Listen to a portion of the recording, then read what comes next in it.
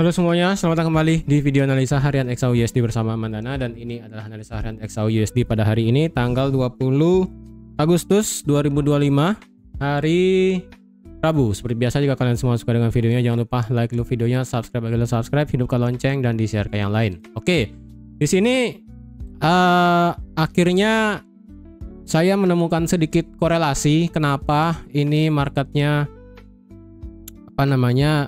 naik. Enggak, naiknya lumayan, kemudian dihajar turun juga diam, kemudian naik lagi, kemudian akhirnya drop sekarang ya. Akhirnya saya pribadi, ini pendapat saya di sini korelasi antara semua yang terjadi dengan kejadian gold di sini, menurut saya di sini adalah lebih kepada posisi adjustment. Menurut saya sih di sini adalah penyesuaian posisi ataupun penyesuaian beberapa order yang besar sepertinya. Karena menurut saya di sini adalah yang paling krusial pada minggu ini adalah dari sektor di hari Sabtu pada saat Jackson Hole Symposiumnya. Ya, jadi bagi yang belum tahu, Jackson Hole Symposium itu adalah suatu rapat rapat besar untuk The Fed ataupun FOMC yang dihadiri oleh beberapa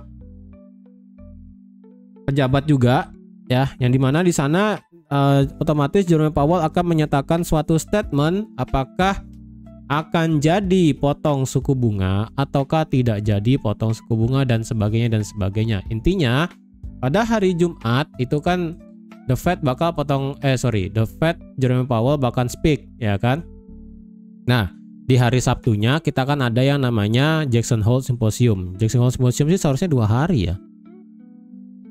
Sabtu Minggu nggak sih? Ya, Sabtu Minggu ya, Sabtu dan Minggu. Nah, di hari Sabtu dan Minggu di sana baru menurut saya bakal terjadi suatu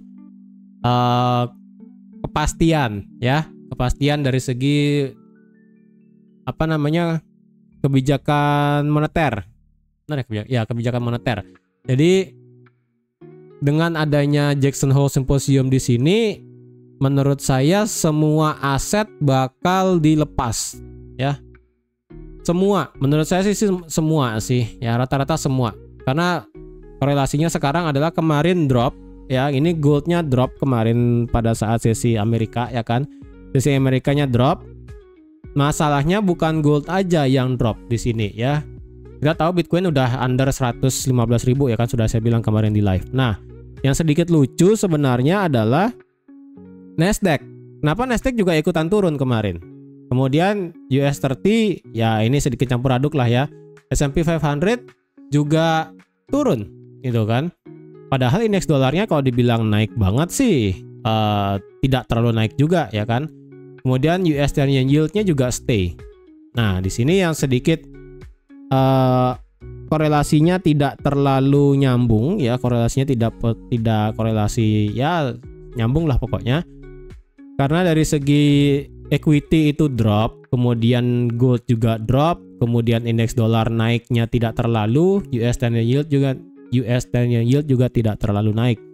Jadi ibaratnya risk asset dan juga safe haven asset itu lagi tidak sinkron. Jadi menurut saya di sini adalah marketnya sedang di fase sedang berada di fase posisi adjustment ataupun penyesuaian posisi. Yang saya rasa berarti adalah di sini menunggu kepastian dari Jackson Hole Symposiumnya. Ya. Jadi kalau ada yang mau trade XAUUSD, apakah sekarang kita bisa membuat suatu apakah kita bisa menjadikan ini low ataupun drop di sini ya. Ini kan udah drop di sampai 3312 ya kan. Ini juga sudah drop di bawah 3330. Apakah drop di sini bisa menjadi harga terendah untuk bisa all time high lagi? Semoga sih bisa ya. Jadi otomatis sekarang kalau dilihat dari segi XAUUSD ini sekarang potensialnya adalah mengejar 3300 lagi. Tapi menurut saya 3300 di break sepertinya sih agak susah ya, bukannya nggak bisa tapi agak susah. Kemungkinan sih ini dia kena 3300, kena demandnya dicelup sedikit, kemudian bisa mental sih menurut saya ya. Bisa mental di sini. Dia kemungkinan sih langsung begini ya, turun terus langsung naik. Nah, pantulannya di sini yang saya sedikit worry. Tadi kan saya bilang kalau marketnya itu sedang menunggu Jackson Hole Symposium di akhir minggu ya kan, di weekendnya itu. Nah, ini bagaimana nanti reaksinya? Apakah selama 1 minggu ini bakal langsung ngejar gini atau bagaimana? Itu aja sih sedikit problemnya. Oke, kalau kita lihat dari segi daily sekarang berarti ya ini bullish fair value gapnya sudah tidak di respect lagi ya, sudah tidak di respect lagi karena ini sudah berhari-hari ya, tuh udah berhari di dalam dan ini juga sudah lewat. Jadi saya rasa ini sudah selesai bullish fair value gapnya. Nah, kalau dari segi weekly, kemarin kan saya udah bilang kalau misalnya marketnya prefer buat naik, maka ini bisa bisa di sweep ya kan. Tapi kalau prefer marketnya turun, ini kemungkinan bisa di sweep. Jadi apakah ini potensial bisa di sweep sampai 3270? Ya tergantung nanti pada saat Jackson Hole Symposiumnya. Tapi Jackson Hole Symposium kan terjadi di hari Sabtu ya. Tapi di hari Jumatnya itu, entah coba saya cek. Di hari Jumat itu The Fed jam 11 malam. Oh, di hari Jumat sih ya. Di hari Jumatnya. Di hari Jumat. Lumayan sih itu nanti. Nah, untuk sekarang newsnya nanti malam kita nggak ada juga ya, nggak ada juga. Jadi sekarang market di sini sedang worry masalah Jackson Hole Symposium sih. Kalau dibilang drama dari Ukraina dan Rusia itu sudah dibuang ya, sudah dibuang, sudah tidak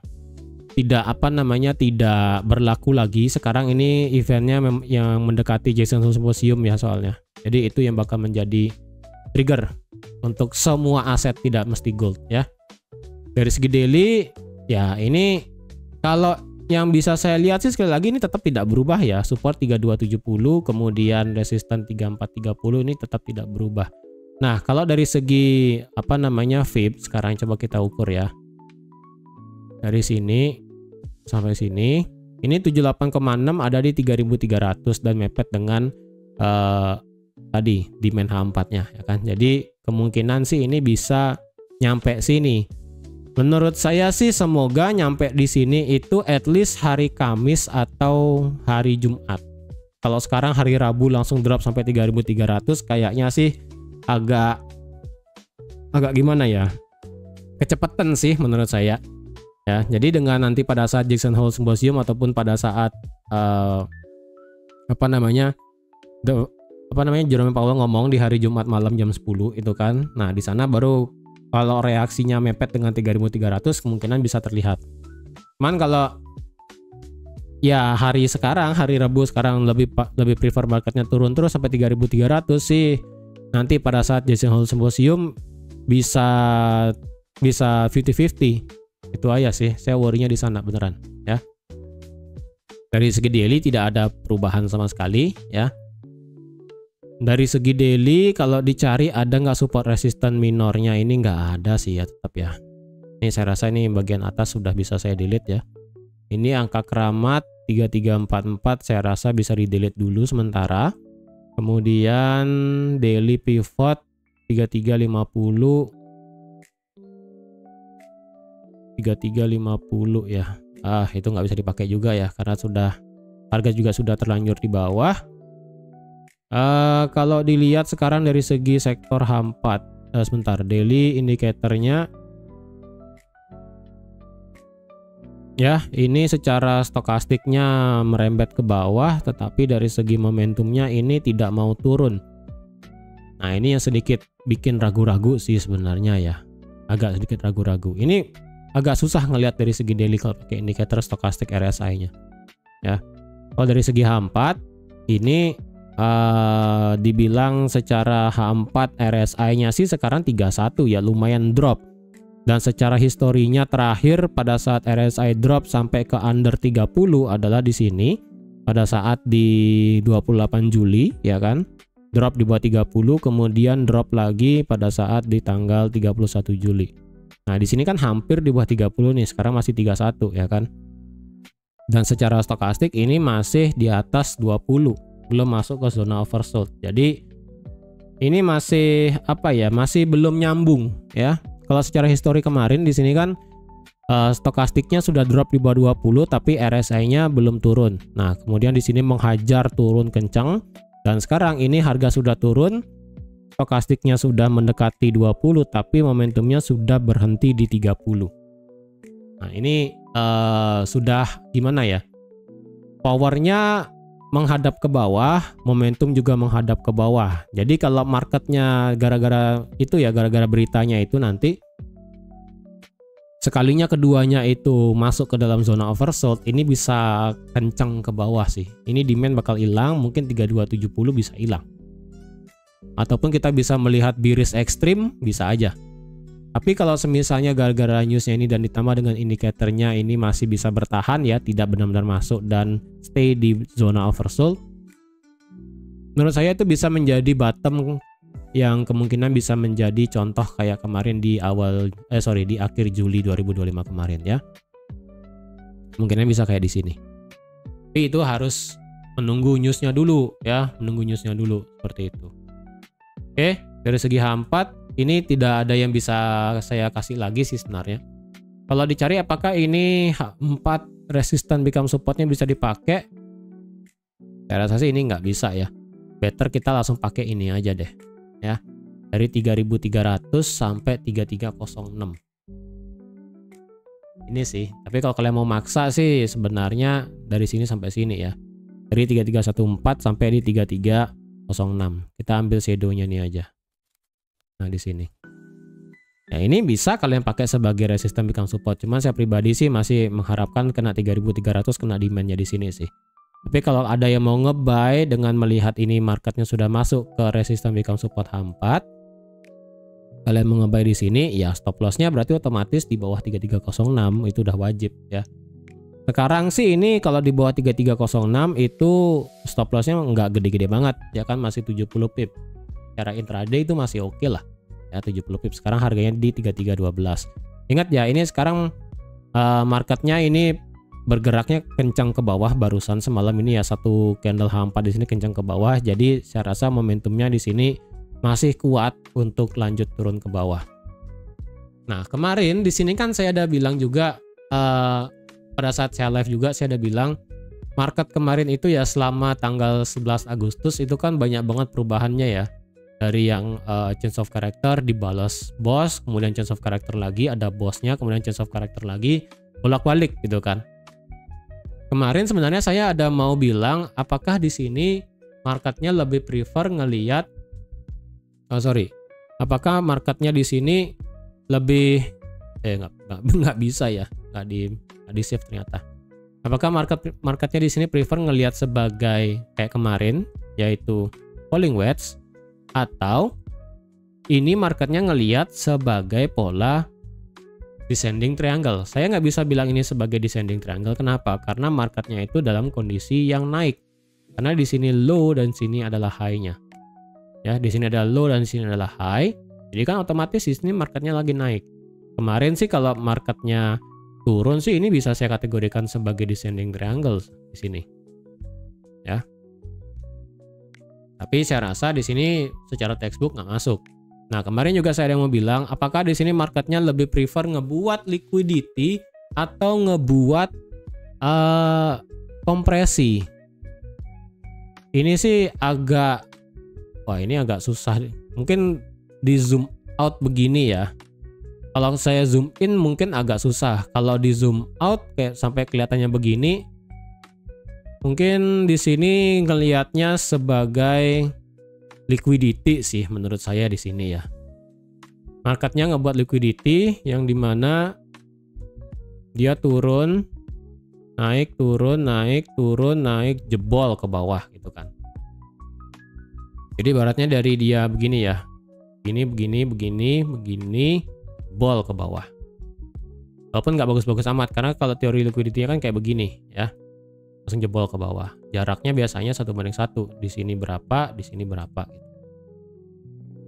Kalau kita ukur dengan liquidity-nya, coba kita ukur ya, dari sini sampai sini itu 400 pip. Kalau dijebol Ya, ini bisa sampai ke 3230 sih sebenarnya pada saat break 3330. Kemungkinan sih bisa ke 3290 ya. Sampai ke tengah-tengahnya di sini.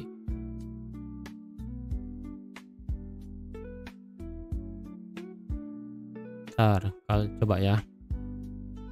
Saya itu coba saya ambil ini aja ya, dari sini sampai sini 205 3305. Coba pakai candlestick. Oh, ini 400 ya yang tadi ya.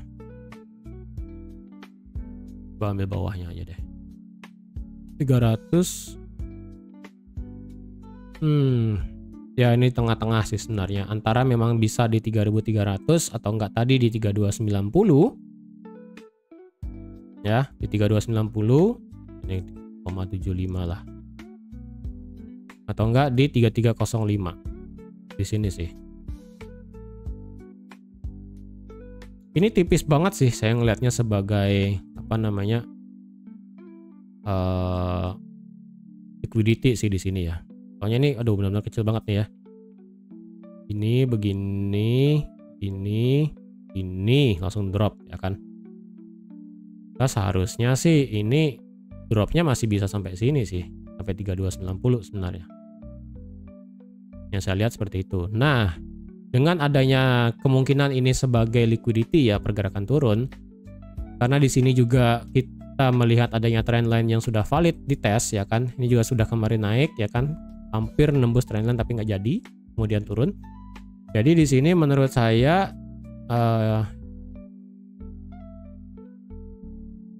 nah ini juga oke sih. Kalian mau tarik dari sini pun juga nggak masalah ya.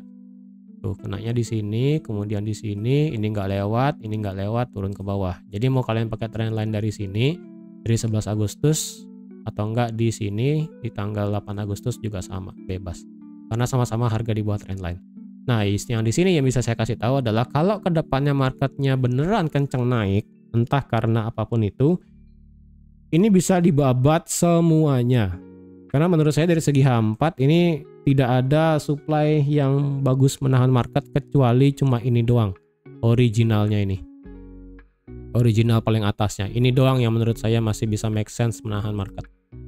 Tapi kalau yang di sini kecil-kecil di sini ya, ini bahasa order block ya kan di sini, kemudian di sini juga ya kan di sini, kemudian di sini. Menurut saya sih ini tidak akan terlalu kuat menahan market sih. Kalau ini kencang naik beneran gara-gara news dan sebagainya ya, justru ini bakal dilibas, dalam artian dia ngincer pucuk-pucuknya semua ya, di sini, dan di sini. Karena sama kayak teori liquidity ya kan, dia ngambil level 1 dulu ya, ngambil level 1, kita akan lihat reaksinya. Kalau ngambil level 1 kencang ke bawah, nah itu kemungkinan bisa lanjut turun. Tetapi jika momentum dari bawah itu terlalu kencang, jadi ketika dia ngambil level 1 hanya untuk sebatas koreksi kecil, lanjut ada momentumnya naik, ini bisa bubar. Ini bubar, ini bubar. Ini bisa naik ke atas gitu. Mungkin sih bisa begitu ya, tapi kalau sekarang sih ini belum ada tanda-tandanya naik. Oke, dari segi H4 seperti itu, ini indikatornya masih belum jelas arahnya. Kemudian dari segi H1, kalau dilihat, ya indikatornya sih flat, tidak ada tanda-tanda apa namanya divergen juga nggak ada sih. Secara stokastiknya ini juga diam di zona oversold ya kan, tuh kalian bisa lihat ini angkanya 7 dan 5, benar-benar di dalam zona oversold sekali.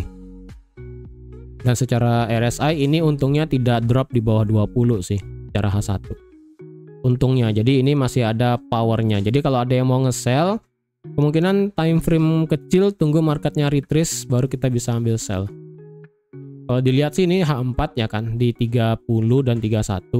Sorry, 30, 31 sampai 34 ini kan resistance become supportnya ya. Ini adalah resistance become supportnya.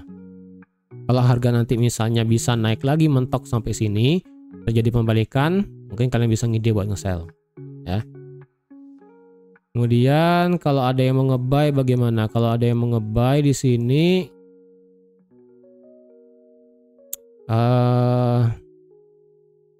Agak susah sih sebenarnya ya. Agak susah sih. Bisa sih nge-buy, cuman saya rasa tidak akan terlalu kayak tadi ya. Kalau dapat tadi di angka 12 sih lumayan. Ini sudah naik lagi 20 pip. Jadi agak susah untuk nge-buy lagi. Kalau mau nge-sell di tengah-tengah, karena ini kan H1-nya kan di sini kalau mau di retest ya. Kalau dari segi H1 yang kemungkinan bisa dites lagi sih sebenarnya ya bisa, kalian bisa pakai Fibo sih sebenarnya ya. Dari sini sampai sini. Maka didapatlah 38,2 itu support become resistance sebelumnya di sini yang ada di harga 3325 ya. 3325, kemudian 61,8 itu adalah masuk ke dalam 3330 sampai 3334. Jadi areanya cuma ada dua menurut saya sih di sini di 38,2. Kalau 38,2 nya lewat, kemungkinan dia akan naik terus sampai ke 31 atau enggak 32, 34 sana. Ya, itu sih. Jadi menurut saya kemungkinan kalau ada yang mau ngambil sell bisa tunggu di 25 ya, di 25 atau enggak di ya 25 lah, 25, 24 pokoknya sekitaran situ. Ya, sekitaran sini nih. Nah, di sini.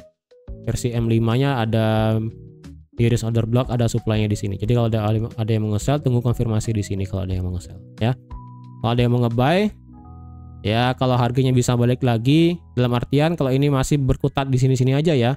Dia diam di sini, kemudian turun lagi, diam lagi, ya kalian boleh nge-buy selama harga tidak terlalu jauh kayak sekarang di 17. Kalau di 17, stop loss-nya ini bakal jauh sekali, 120 pip. Gitu. Jadi lebih prefer kalau ada yang mau nge-buy harganya balik lagi ke dalam kotak resistance become supportnya yang di H4. Kalau bisa seperti itu enak, kalau enggak agak susah buat di buy. Apalagi sekarang ini sudah rejectnya lumayan tinggi ini kan. Jadi kalau saya sih lebih prefer kalau mau buy untuk tembak jauh, saya masih prefer tunggu buy di 3300 sampai 3290. Kalau mau nge-sell saya akan tunggu di 3325 atau di mentok sampai 3334 ya. 3334 mentok. Lewatin 3334, nah itu mungkin saya akan sudah minta haluan mungkin lagi. Oke. Jadi saya rasa sekian dulu untuk analisa XAUSD pada hari ini. Terima kasih sudah menonton video sampai habis. Terima kasih juga sudah like, share, dan subscribe seperti biasa. Ingat ya, ini marketnya sekarang lagi posisi adjustment ataupun lagi sedang posisi yang sedang diperbaiki karena mendekati Jackson Hole Symposium di weekend nanti. Jadi kalau kalian mau skip juga sampai akhir minggu juga nggak masalah. Karena takutnya adalah kalau ini memang posisi adjustment, sampai nanti di hari Jumat kita bakal mengalami pergerakan yang kacau sekali. Dan ketika terjadi Jackson Hole Symposium, hari Senin itu bisa nge-gap. Hati-hati. Jadi kalau mau skip juga nggak masalah sampai 1 minggu ini. Kalau kalian merasa kemarin sudah lumayan kena consecutive loss, balik lagi di minggu depan. Ya, selesaikan itu Jackson Hole Symposium, baru bisa balik lagi supaya aman. Oke, jadi sekian dulu dan sampai jumpa lagi di analisa harian XAUSD selanjutnya. Bye bye.